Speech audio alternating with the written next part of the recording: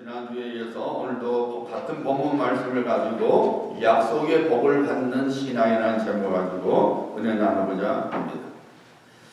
아마 여러분이 평소에 갖고 싶어 했던 것을 갖게 됐을 때에 여러분의 마음이 어떠한가요? 우리가 평소에 갖고 싶어 하던 것을 갖게 되면은 누구든지 흥분을 합니다. 하늘을 날 듯한 기분이 되고 또 콧노래가 절로 나오는 감동을 하게 되죠. 그런데 여러분, 그런 흥분과 감동이 저절로 찾아오는 것은 아니지요. 우리의 마음의 소원이 이루어지도록 또 내가 평소에 갖고 싶어하는 것을 갖도록 그에 따른 우리의 예승과 노력을 통해서 우리는 우리가 원하는 것을 갖게 되는 것이죠. 등반가는 산에 오를 때에 산 정상에 이르고자 이미 머릿속으로 그려보고 그리고 등반 계획을 세운답니다. 무조건 올라가는 것이 아니라 내가 이렇게 해서 꼭대기까지 올라가리라 그 과정을 다 머릿속으로 그려보고 그리고 계획을 세운 후에 그리고 등반을 한다는 거예요. 그럼에도 불구하고 막상 산에 오르면 내가 이렇게 올라가리라 그 모든 계획과 또 자기가 그렸던 과정이 그대로 이루어지지 않는 경우가 많다는 거예요. 돌발살투가 일어난다는 것이죠. 그러면은 분명히 돌발살투가 일어났으면 날 거니까 올라가지 말자. 그러면 산 정상을 정복할 수 없는 것이죠. 산 꼭대기가 산밑으로 내려올 일은 없는 거죠.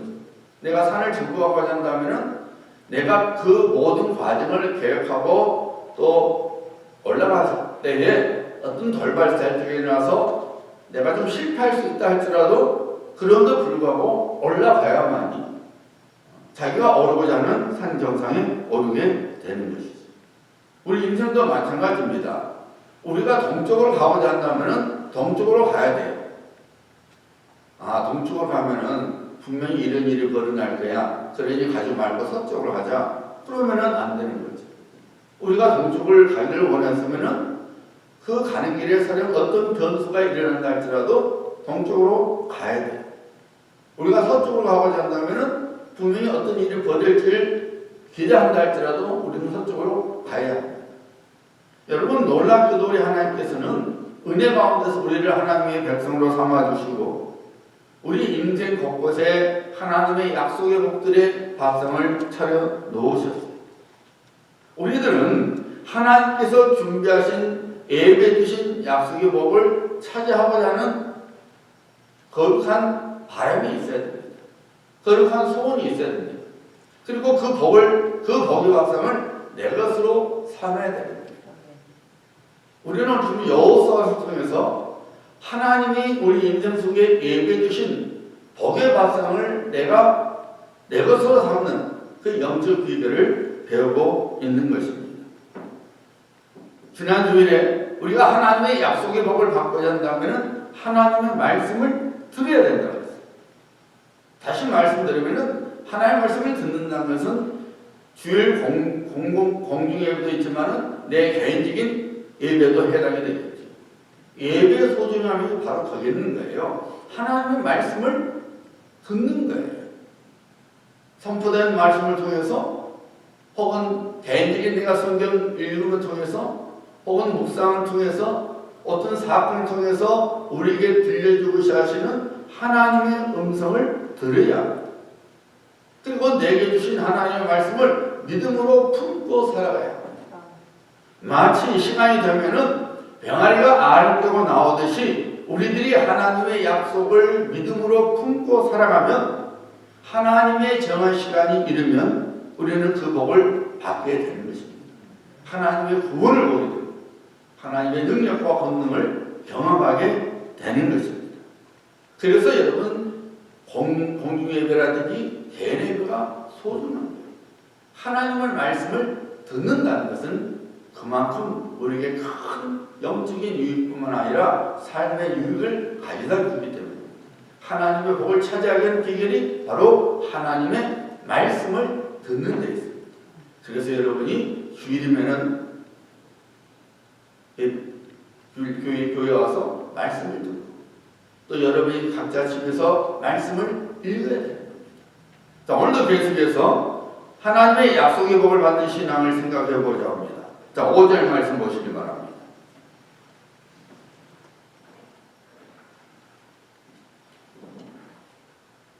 내 평생에 너를 능히 대적할 자가 없으리니 내가 모세와 함께 있었던 것 같이 너와 함께 있을 것임이니라. 내가 너를 떠나지 아니하며 버리지 아니하리니. 자, 9절 하반부 말씀입니다. 놀라지 말라. 내가 어딜 가든지 내 하나님 여호와가 너와 함께 하느니라 하시니라. 하나님께서 여호수아와 함께 동행해 주시겠다고 약속하시고 있어요. 여러분, 왜 하나님께서 여호수아야 네가 어딜 가든지 내가 너와 함께 하겠다, 왜 동행해 주시겠다는 말씀을 들려주시는 겁니까? 물론 불안에 떨고 있는 여호수아를 위로하고자 함이 있죠. 그러나 더 근본적인 의도는 뭡니까? 내가 늘 너와 동행할 테니까 너 역시 나와 늘 동행하는 삶을 살아야 된다는 거예요. 하나님께서 우리와 동행해 주신다고 주시는 약속의 말씀은 하나님께서 너도 내 인생 속에서 나와 함께 동행해야 된다고 말씀하시는 거예요. 우리가 하나님의 약속의 복을 받고자 한다면 우리의 삶 속에서 늘 하나님을 인정하고 동행하는 삶을 살아가야 합니다. 전무후무한 지혜를 가진 솔로몬이 성령의 감동 속에서 이렇게 말했죠. 잠언 3장 5절로 7절 말씀이죠. 너는 마음을 다하여 여호와를 신뢰하고 내 명철을 의지하지 말라. 너는 범사에 그를 인정하라. 그리하면 내 길을 지도하시리라. 스스로 지혜롭게 여기지 말지어다. 여호와를 경외하며 악을 떠날지어다. 모든 일에 우리가 하나님을 신뢰하고 모든 일에 하나님을 인정하는 것이죠. 우리는 하나님의 약속의 말씀을 듣습니다. 때로는 그냥 큰 감동 없이 들려올 때도 있지만은 때로는 성령의 역사 속에서 우리의 마음을 꽉 칩니다. 그래서 하나님께서 이런 말씀을 주시는구나. 내가 정말로 하나님 믿기를 참 잘했구나. 정말 내가 오늘 예배에 참석하기를 잘했구나. 정말 나의 하나님이 좋으신 분이시구나. 하나님께서 내 인생을 책임져 주시고 하나님께서 내 인생의 문제를 해결해 주시고 하나님께서 약속하신 복을 내게 주시겠구나. 그 성령의 감동 속에서 그 하나님의 약속의 복으로 인하여 우리가 흥분하고 감동을 하게 됩니다. 그런데 얼마 되지 않아서 그런 흥분과 감동이 사라지죠. 마치 다시 답답함에 어두운 구덩이 속에 내던진 것 같고 울상을 지을 수밖에 없고 하나님의 약속의 복이 나만의 착각으로 여겨지는 시간이 옵니다. 그 흥분과 감동은 그냥 사라져버리고 영적 우울증에 빠져버립니다. 내가 착각했나? 내가 만든 생각이었나? 내가 만든 상상이었나? 분명히 하나님의 약속의 말씀이 들렸는데 눈앞의 현실이 또 내가 겪는 현실이 그렇지 않으니까 나만의 생각이었구나, 내가 착각했나 보다 하는 영적 우울증에 빠져들죠. 여러분, 아브라함을 한번 생각해 보세요. 하나님께서 아브라함에게 약속하셨죠. 내가 너에게 복을 주어서 이 자손이 하늘의 별처럼 바다의 모래처럼 많아지게 하겠다. 아브라함이 그 말씀 들었을 때 어떻겠어요, 여러분? 드디어 하나님께서 나의 간절한 기도를 들으시고 자식을 주겠구나. 이 당시는 여러분 자식은 복입니다. 복. 그러니까 자식이 없으면은 하나님의 복을 못 받은 거예요. 마치 저주 받는 것처럼 그렇게 됐습니다. 늘 여러분 분인나가 한나를 힘들게 하며 그게 해요. 애기도 못난 것이. 너는 저주를 받아서 그래. 그러니까 늘 격동시키니까 한나가 우는 거 아니에요. 지금이야 뭐 아이 낳고 못난 거 안 우는 건 아니지만은 이 당시는 그랬단 말이에요. 그러니까 아브라함이 참 자식 갖기를 원해서 늘 하나님께 기도해서 하나님이 정말 어느 날 그래 걱정 마라. 하늘의 별처럼 바닷가에 머리처럼 내가 자식 주마. 근데 여러분 자식이 생겼어요? 안 생겼어요. 하나님 말씀대로 살았는데도 안 줬어요. 이제 자식을 낳을 힘이 없어졌어요. 자기도 없어졌고 사라도 없어졌어요. 여러분 아브라함 마음이 어땠겠어요? 여러분 요셉을 생각해 보세요. 하나님께서 이 요셉에게 꿈으로서 하나님의 약속의 복을 약속해 주셨죠. 얼마나 그 하나님의 약속이 느껴졌든지 요셉이 형들에게 자랑했잖아요. 믿었던 거예요. 그만큼 하나님의 약속의 복이 확실하게 왔던 겁니다. 그런데 여러분 요셉의 현실은 어땠습니까? 형들로부터 버림을 받았습니다. 구덩이에 던져졌을 때 요셉의 마음이 어땠을까요? 미디안 상인들에게 노예로 팔렸을 때에 요셉의 마음이 어땠을까요? 보디발의 집에 종이 됐을 때에 요셉의 마음이 어땠을까요? 죄인들이 많이 있었던 감옥 속에 들어갔을 때에 요셉의 마음이 어땠을까요? 하나님의 약속의 복들을 여전히 생각하고 있었을까요? 여러분 모세는 어떻습니까? 모세는 참 누나 미리암의 재치로 어머니 여기벳의 품에서 자랐죠. 젖을 먹고 여기벳이 성경에는 분명히 나오지 않지만 히브리인들의 신앙은 어머니가 시켰어요. 모세에게 탁 말했어요. 너는 하나님이야. 너는 다 버림을 받았지만 하나님이 특별히 너를 은혜를 베풀어서 이렇게 내가 너를 물에 띄었을 때에 공기가 발견해서 이렇게 된 것은 다 하나님의 은혜야. 너를 통해서 하나님의 큰 역사가 일어날 거야. 늘 심어줬을 거예요. 그러니까 여러분 성경은 모세가 40세가 될 때까지 자기를 통해서 하나님께서 자기 민족을 구원시켜 주질 않았어요. 그런데 여러분 어떻게 됐어요? 아니었어요. 도망자 신세가 됐어요. 피난자가 됐어요. 40년 동안 냄새나는 짐승과 더불어 살았을 때에 자기 어머니를 통해서 들었던 그 하나님의 복은 언젠가 없어질 거예요. 근데 하나님 어느 날 나타나셔서 내가 너를 바르게 보내고 내 백성을 애굽에서 끌어내겠다. 그 말씀을 순종해서 갔습니다. 어떤 일을 벌였어요? 바로가 그 말하니까 바로가 그래? 데리고 하라 그랬습니까? 얼마나 바로의 면전에서 수치를 당하고 말았습니다. 이스라엘 백성들로부터 조롱과 모욕을 당해왔습니다.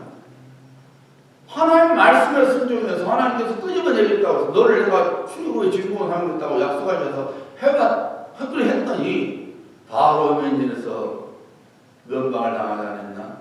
동료 이스라엘부터 온갖 조롱과 모욕을 당했습니다. 마치 하나님의 약속의 복이 이루어지지 않을 것 같았죠.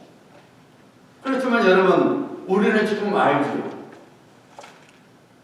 아브라함이 약속하신 하나님의 복이 그대로 이루어졌습니다. 요셉에게 약속하신 하나님의 복이 그대로 요셉에게 임했습니다. 모세에게 약속하신 하나님의 말씀이 그대로 이루어졌습니다. 여러분 우리는 이와 같은 일들을 우리보다 앞서 믿음의 삶을 살았던 하나님의 사람들로부터 늘 보고 있는 거죠. 그런데 우리는 늘 우리만 보죠.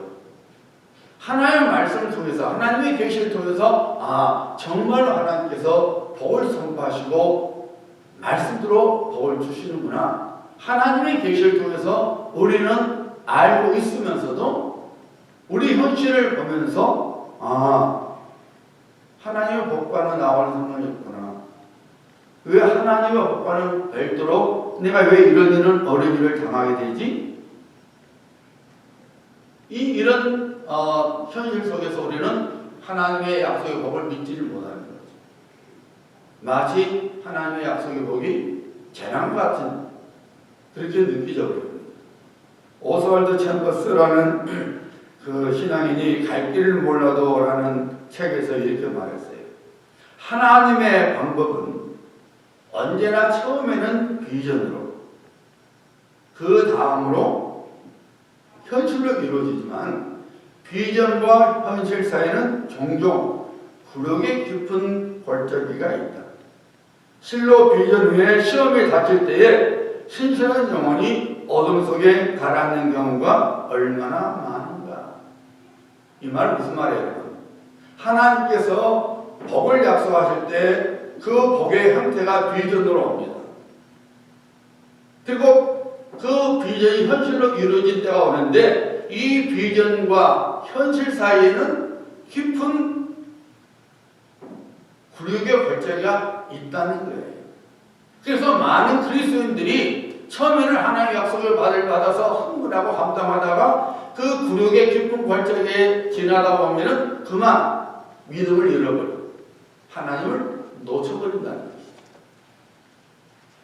여러분, 우리에게 주신 하나님의 약속의 복이 현실로 우리 손에 주어질 때까지 우리는 사망의 골짜기를 지나가게 되는 것을 경험하게 됩니다. 나만이 경험하는 거 아니에요. 모든 하나님의 백성이 하나님의 복의 바탕에 가기까지 그 과정 속에 사망의 엄청난 골짜기를 걷는 것 같은 그런 삶을 살게 됩니다. 인생의 블랙홀을 경험하게 됩니다. 그래서 신앙의 혼돈을 경험하게 되는 거예요. 약속을 받은 하나님의 복이 나 혼자만의 착각으로 여겨버리는 영적 우울증에 빠지게 됩니다. 그 결과로 대마처럼 세상으로 다시 돌아갑니다. 부자 청년처럼 실망감을 남고 자기의 삶으로 돌아갑니다. 이전의 삶의 방식으로 다시 살아가게 됩니다. 이것이 오늘날 그리스도인들의 모습이요, 또한 우리들의 모습이에요. 아마 여러분 신문도 있어보셨는지 모르지만은 조용희 목사님의 사모님 김승혜 사모님이 돌아가셨죠. 오히려 목사님이 지금 병을 앓고 있는데 그 목사님보다 더 일찍 돌아가셨어요. 신문에는 무슨 병으로 돌아가셨다는 말은 나오지 않았는데 한국에 있는 목사님 말씀으로는 브레스트 캔서로 돌아가셨다는 말이 있는데 모르겠어요. 그렇게 말을 드셨다고 해요. 근데 우리 조영규 목사님도 지금 파킨슨병인가 그 병을 앓고 계시거든요. 그러니까 어제 우리 서재가를 못 들었었나 봐요. 서재가 그래. 조영규 목사는 누구니 파킨슨병에 걸리면은 우리 같은 사람은 어떻게 되느냐. 그 말을 제안에게 했다는 거예요. 여러분, 왜 하나님의 종한테 그런 무서운 병이 생기지? 그냥 그 편안하게 지내다가 천국으로 불러주셔야지. 왜 그렇게 못살병에 걸리게 하실까? 여러분, 그러면서 믿음이 흔들릴 수가 있는 거죠. 제가 그랬어요, 저한테. 사람이 병으로 죽든지, 그냥 죽든지 죽어요. 그렇잖아요? 하지만 저는 하나님께서 조영기 목사님을 사랑하시는 것 같아요. 파킨슨병이라는 병을 통해서 조영기 목사님 분명히 하나님께 자기의 삶을 돌아다볼 것이고, 자기의 신앙을 돌아다볼 거예요. 잘못된 회개하게 하시고, 그리고 하나님 앞에 깨끗함을 입게 하시고, 그리고 천국으로 불러주시고. 여러분 그렇잖아요. 우리 믿음의 사람은 의사가 어찌할 수 없는 병에 걸렸을 때에 어떤 마음을 품습니까? 정말 믿음에 있는 사람은 하나님 앞에 우리를 돌아다보게 되는 거예요. 내가 하나님 앞에 어떤 허물이 있는지, 내가 어떤 죄의 문제 해결되지 않는지, 우리 신앙을 점검해보고 우리 삶을 돌아다보는 거죠. 이것은 놀라운 영적인 유익이에요. 어차피 죽어요. 우리 여기 있는 사람이 세상을 계속 살 것 같습니까? 어디가 우리는 이 땅을 떠나게 돼요. 그러나 우리가 이 땅을 떠나기 전에 하나님 앞에서 우리를 돌아다볼 수 있고 우리가 하늘과 죄를 거부할 수 있고 우리가 깨끗해질 수 있는 것이 있다면 그건 하나님의 은혜예요. 병으로 죽든지 그냥 죽든지 그 중요한 거 아니에요. 하나님께서 내가 내 자신을 돌아볼 수 있다는 기회를 주신 것은 하나님의 은혜예요. 우리는 자꾸 예수 믿는 사람이면 아무런 일이 없어야 된다 생각해요. 나 예수 믿는데 왜 내가 아프지? 내가 왜 예수 믿고 있는데 내가 이런 재정적인 어려움을 겪지? 내가 예수를 믿고 있는데 왜 우리 자식에게 이런 일이 생기지? 왜 내 배우자가 이러지? 우리는 예수 믿으면 그냥 모든 것이 다 모든 문제로부터 자유로워야 되고 모든 걸로 형통해야 된다고 착각을 하는 거예요. 아니에요, 여러분.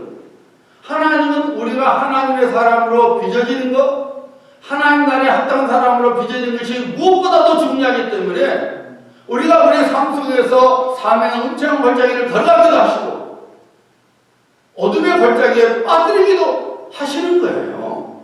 우리를 미워서가 아니라 우리를 죽이려고 하는 것이 아니라 우리를 살리시려고.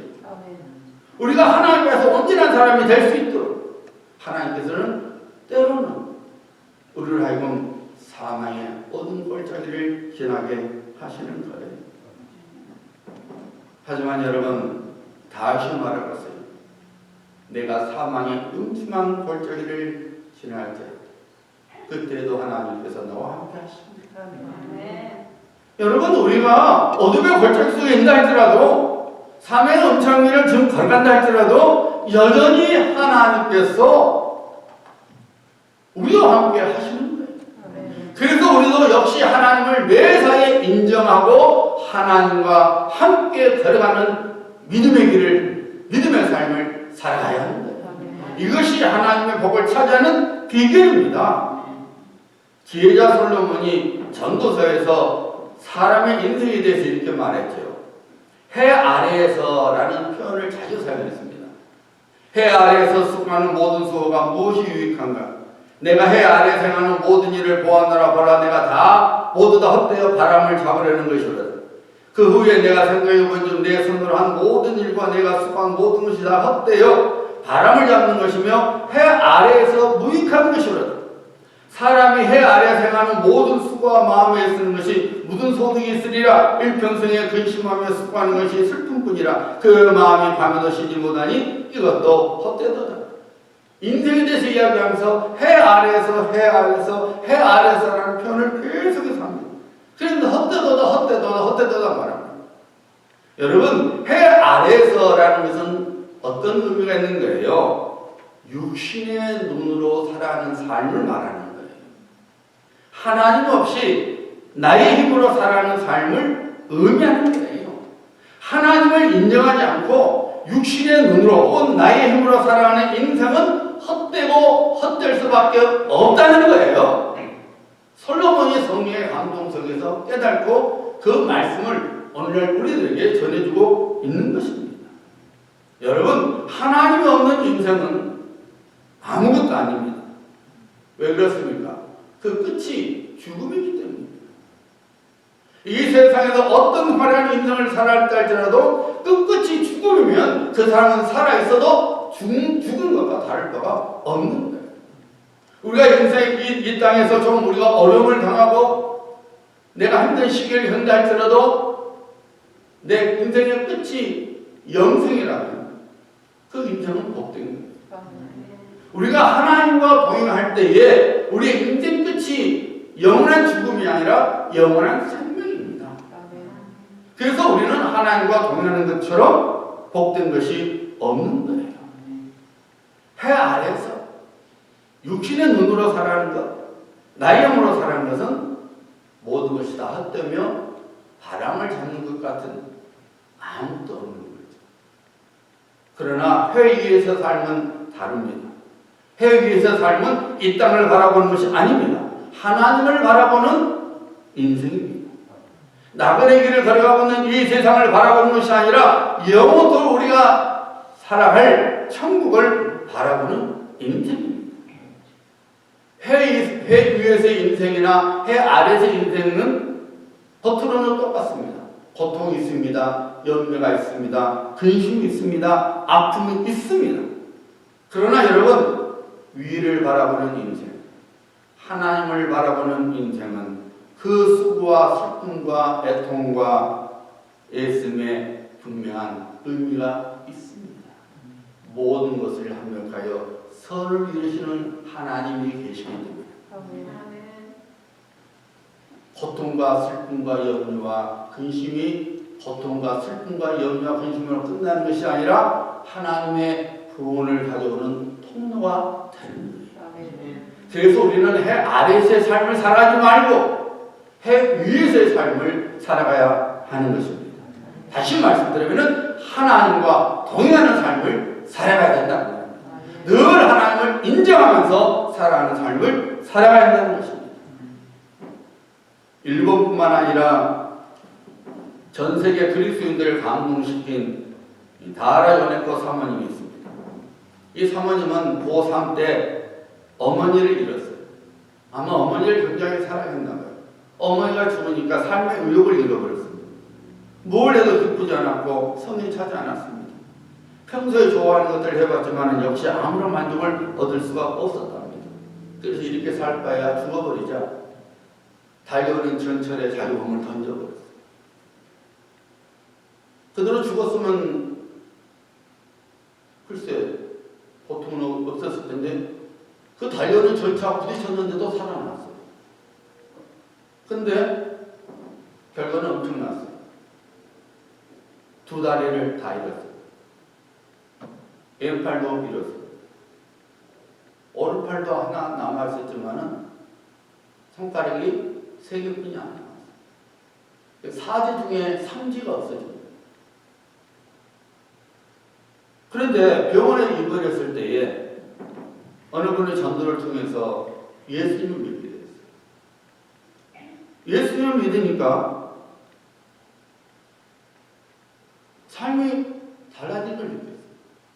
자기가 사지와 멀쩡했을 때도 사는 것이 고통이었고 괴로움이었고 이럴 바에 죽어버리는 게 낫겠다 했는데 사지 중에 오른팔 하나 남겨두고 그것도 손가락 세 손가락만 남고 두 다리가 없고 왼팔이 없음에도 불구하고 예수님을 믿고 예수님과 동행하는 삶을 살아가니까 이런 법이 나왔어요. 산다는 것이 황홀합니다. 거기에 쓴 천정은 바로 산다는 것이 황홀합니다. 사지와 멀쩡했을 때는 사는 것이 고통이었고 괴로움이었는데 해 아래의 삶을 살았을 때는 고통이었는데 예수님을 믿고 나서 예수님과 동행하니까 삼지가 없어 하루하루가 황홀하다는 거예요. 사랑하는 성도님들, 우리들의 인생 속에서 하나님께서 우리와 함께 동행하시고 계십니다. 비록 지금은 환경이 캄캄하고 블랙홀 같은 모습일지라도 하나님께서는 그가 약속하신 대로 여전히 우리와 동행해 하시고 계십니다. 우리는 아브라함을 통해서 모세를 통해서 요셉을 통해서 이미 이것을 우리는 알고 있는 것입니다. 동일하신 하나님이십니다. 어디나 오늘이나 영원토록 동일하신 하나님이십니다. 아브라함에게 불을 붙인 하나님은 우리 하나님이십니다. 모세를 건지시고 모세를 구원의 통로로 삼으신 하나님 우리 하나님이십니다. 요셉의 하나님 우리 하나님이십니다. 그러므로 우리는 하나님의 손을 놓지 말아야 합니다. 보이지 않고 들리지 않아도 하나님을 나의 하나님으로 인정하고 여전히 살아계셔서 나와 함께 계심을 믿고 살아가야 합니다. 반드시 하나님의 시간 속에서 하나님의 복이 우리에게 주어지게 됩니다. 하나님을 사랑하십니까? 범사의 그를 인정하시길 바랍니다. 어쩌다 부르는 것이 아니라 발등에 불에 떨어지만 아이고 하나님 하지 말고 늘 그 모든 일에 하나님을 인정하고 하나님과 동행하는 삶을 살아가야 합니다. 누가 하나님의 약속의 복을 받습니까? 오늘 본문 말씀 7절과 8절 보시기 바랍니다.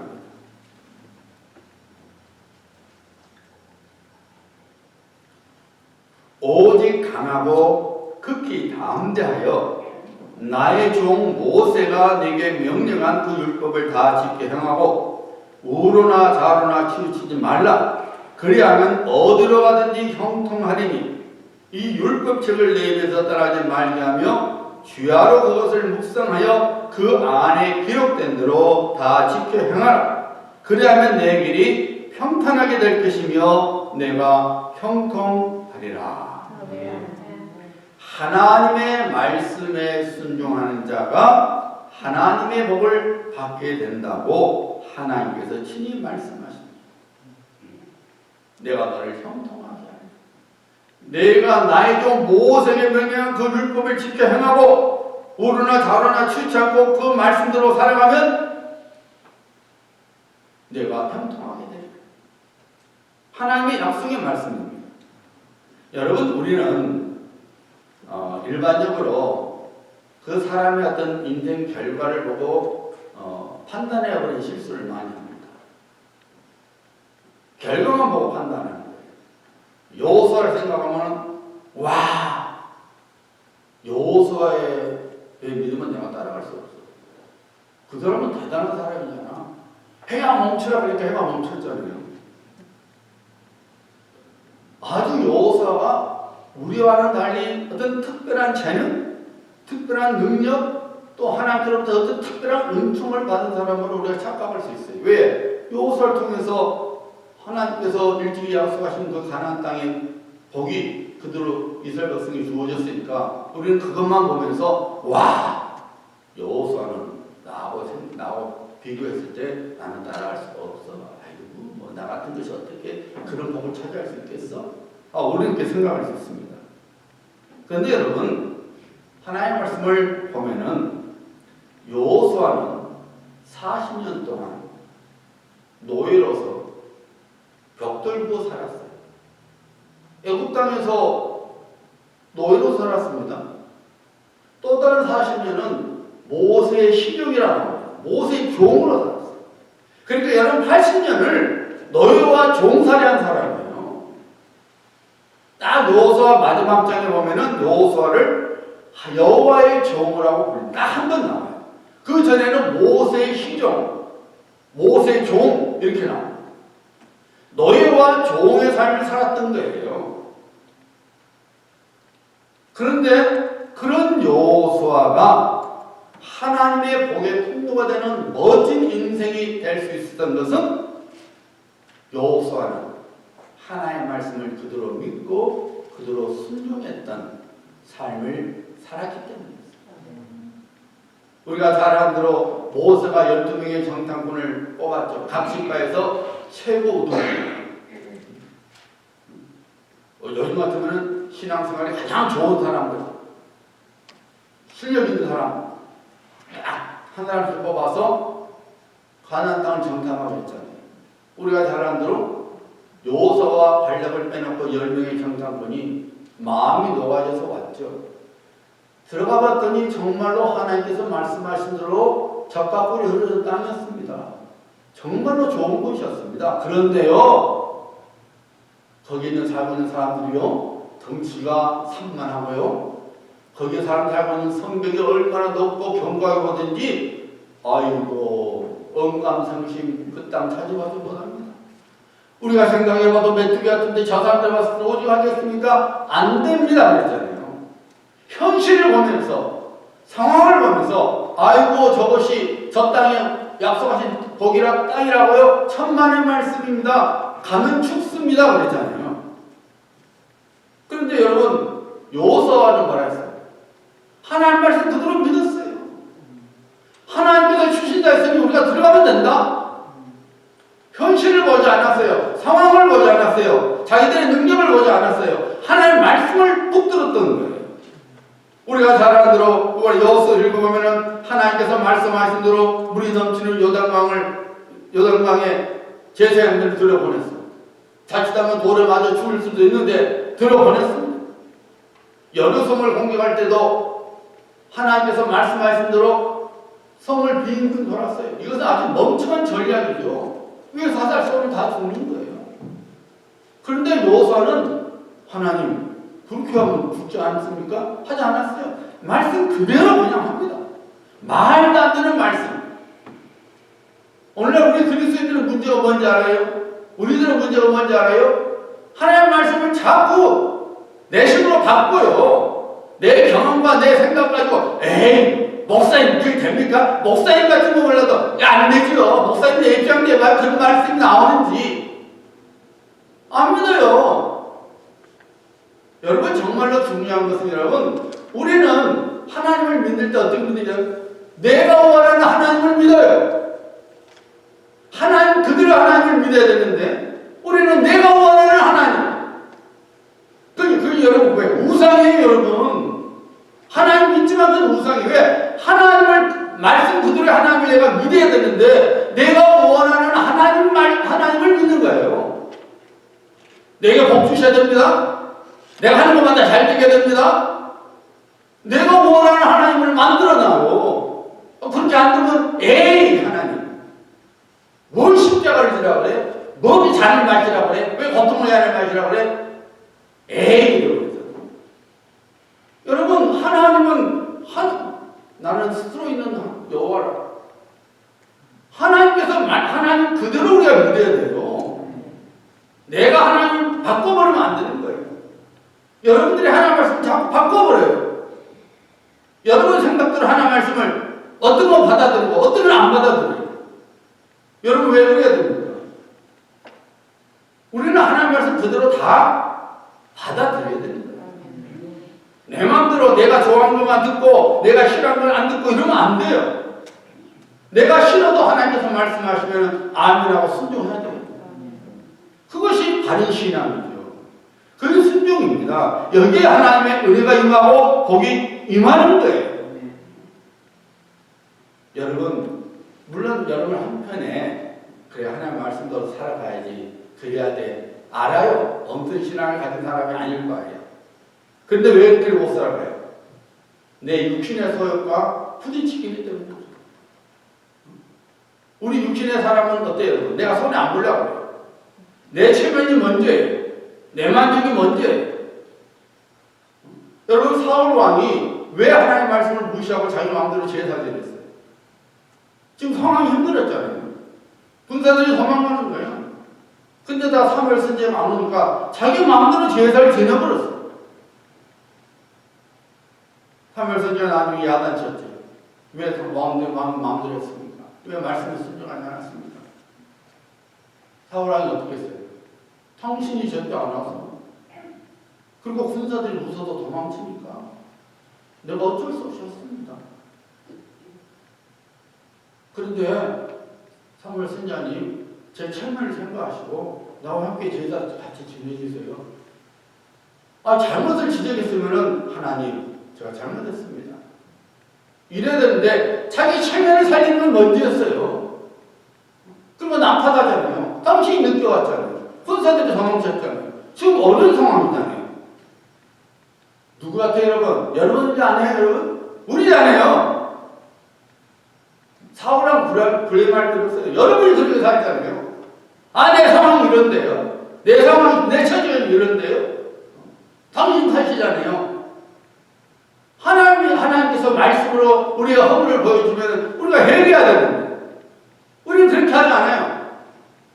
다윗 왕이 여러분 사울 왕보다 조금 더 무슨 죄를 범했죠? 남의 부인을 빼앗고자 간접 살해를 했잖아요. 우리아를 죽였잖아요. 하나님께서 나단 선지자를 통해서 너 허물을 지적했을 때 다윗이 어떻게 했어요? 다윗이 내가 왔는데 니까지 것이 뭔데 나한테 그런 말해? 야 저 목차 죽여! 할 수 있잖아요. 얼마든지 할 수 있는 힘을 다윗이 갖고 있었어요. 자기 체면을 생각하고 사람이 수치가 있으면은 오히려 그걸 감추어듭니다. 남이 뭐라고 더 튀죠. 더 튀어요. 공부 잘하는데 공부도 못한 것이 해봐요. 괜찮아요. 아무렇지도 않아요. 공부 못하는데 공부도 못한 것이 해봐요. 난리칩니다. 왜? 자기 약점을 건드렸다 이거예요. 여러분 우리가 하나님께서는 그렇게 살면 안 돼요. 절대로 여러분이 여러분의 육신의 환경 때문에 어떤 내가 갖고 있는 것 때문에 열등을 갖고 살아가면 안 돼요. 하나님의 백성은 하나님만으로 만족하면서 당당하게 살아가야지 내가 좀 덜 가졌다고 있다고, 내가 좀 덜 배웠다고, 내가 조금 안 좋은 상황이 있다고, 그것이 열등감을 가져갖고 남이 뭐라 그럴까 풀스기처럼 탁 싸우면 안 돼요, 여러분. 그게 그냥 잘못된 거예요. 절대로 하나님 복 못 받습니다. 은혜가 임할 수가 없어요. 자기만 손해예요. 하나님께 계속 연단시키는 거예요, 그러면. 그래, 네 마음대로 해봐라. 계속 연단시키는 거예요. 자기만 손해예요.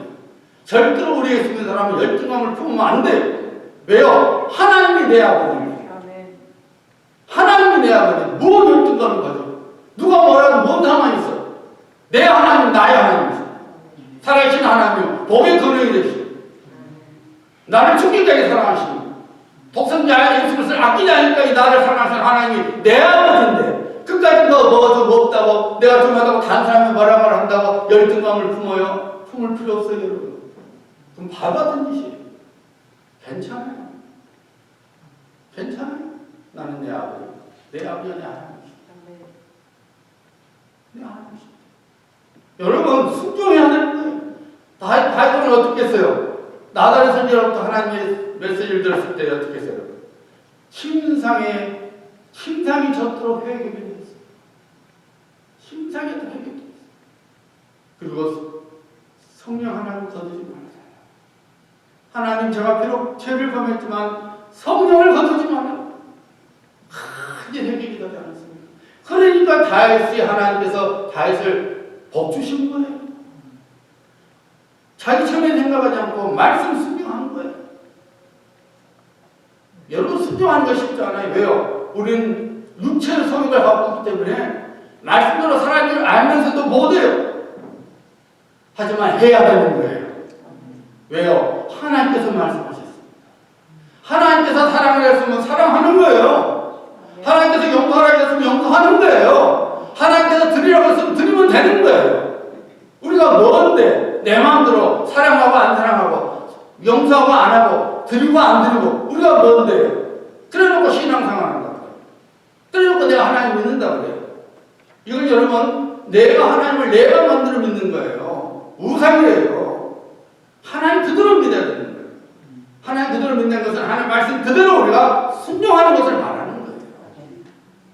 여기에 하나님의 은혜가 부어져서 하나님의 복이 임하는 것입니다. 하나님께서 요석이 뭐라고 했어요? 강하고 담대하라. 하나님 말씀에 순종하고자 한다면 용기가 있어야 된다 그 말이에요. 담대함이 있어야 된다 그 말이에요. 배포가 있어야 된다 그 말입니다. 그래, 능치고 다신 하나님께서 말씀하시니 하나님께서 말씀하신 대로 이루어질 거야 하고 담대함이 있어야 된다는 거예요. 아이고, 내가 이거 정령 쓸 것이 있는데 내가 어떻게 내가 11조로 들어 나도 좀 급한데. 하지만 하나님께서 줘봐라, 시험해봐라, 내가 넘치도록 주마. 그래, 하나님 주실 거야. 이런 담대함이 있어야만이 순종하게 되는 거예요. 그래서 믿음은 배포가 있어야 되는 거예요. 그 배포는 어디서 오는 거예요? 하나님의 말씀을 믿는 믿음에서 오는 거예요. 히브리서 11장 6절 우리가 잘 아는 말씀이죠. 믿음이 없이는 하나님을 깊이 하지 못하나니 하나님께 나아간 자는 반드시 그가 계신 것과 또한 그가 자기를 찾는 자들에게 상 주시는 심을 믿어야 할지니라. 이것이 바로 믿음이라는 거예요. 하나님께서 반드시 살아계시고 내가 하나님을 찾으면 반드시 하나님의 구원을 내게 주실 것이라는 것을 믿는 것이 믿음이라는 거예요. 여러분, 운동 시합에서 규칙을 어긴 자는 절대로 상을 받지 못합니다. 설령 1등을 한다 할지라도 규칙을 어기면 그 1등은 무효입니다. 마찬가지입니다. 하나님의 자녀는 하나님의 규칙을 따라가야만 합니다. 하나님의 룰대로 살아가야 하는 것입니다. 하나님의 규칙이 뭡니까? 하나님의 룰이 뭡니까? 바로 하나님의 입에서 나오는 말씀입니다. 그래서 우리 예수님께서 말씀하신 거예요. 사람이 떡으로만 살 것이 아니요 하나님의 입으로부터 나오는 모든 말씀으로 살 것입니다. 우리는 하나님 믿는다면서 떡이 있어야 된다는 생각이에요. 떡. 그런데 우리 주님께서 말씀하십니다. 떡이 너를 살려주는 것이 아니라 하나님의 입에서 나오는 모든 말씀이 너를 살린다. 다시 말씀드리지만은 하나님의 말씀에 순종하는 성도가 하나님께서 약속하신 복을 받게 됩니다. 오늘 아침 성령께서 여러분에게 들려주신 말씀을 붙잡아야 합니다. 하나님과 동행하는 삶을 살고 계십니까? 매사에 하나님을 인정하고 계십니다. 그리고 하나님 말씀에 순종하시고 계십니다. 이것이 하나님의 복을 찾아내는 비결입니다. 이 비결대로 살아가시는 성도들 되셔서 하나님의 구원의 중봉들이 되시고 하나님의 복의 중봉 되시기를 우리 주 예수 그리스도 이름으로 축복합니다. 기도합니다.